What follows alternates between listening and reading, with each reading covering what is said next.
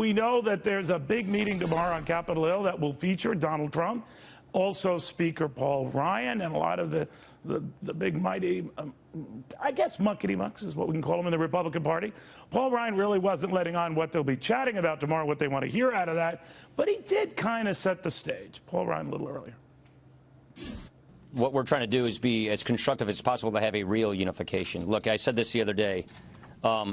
To pretend we're unified as a party after coming through a very bruising primary, which just ended like a week ago, to pretend we're unified without actually unifying, then we go into the fall at half strength. This election is too important to go into an election at half strength. That means we need a real unification of our party. All right, so what happens there? Let's talk to Ted Cruz, campaign spokesperson Ron Nehring. Ron, always good to have you. Yesterday, Ted Cruz made it as clear as he could that for the time being at least, his campaign remains suspended, although he did hold out, I guess, the possibility he could unsuspend it. How likely is that?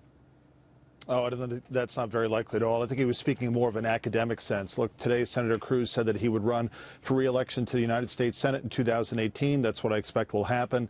Now the burden on the presidential side is for Donald Trump to unify the Republican Party. That's where the burden lies on the Republican nominee for president to take those actions, not just words, but take actions to unify the Republican Party. So as Speaker Ryan said, I think accurately, that you can go into the general election at full strength. We're not there right now. And there's a lot of work that has to be done in order to get there.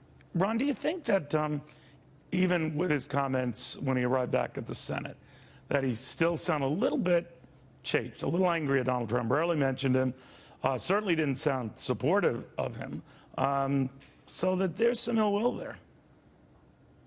Well, you know, obviously this was a very hotly contested, presidential contest, one where Donald Trump, as we all know and saw very, very publicly, turned this into a very, very personal, type of campaign, which, is unprecedented in modern times. So, that's understandable. But, I spoke with Senator Cruz, directly, and he's very much looking forward to continuing to advocate for those issues and solutions in the United States Senate as he did, on the campaign trail. Now on the presidential side, again, there's a lot of work that has to be done, and that really requires proactive action on the part of Donald Trump as the Republican nominee.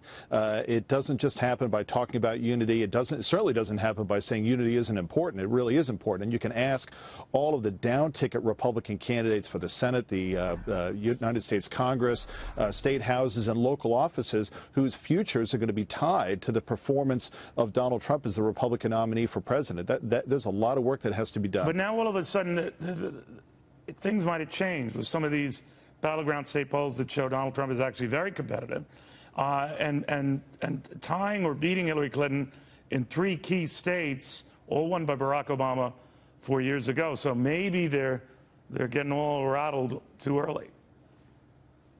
Well, I think that what Donald Trump has to do right now, and certainly my phone hasn't been ringing asking for advice, but if I were to offer it, I think 2 things have to happen. Number 1, he really has to tighten up his operation.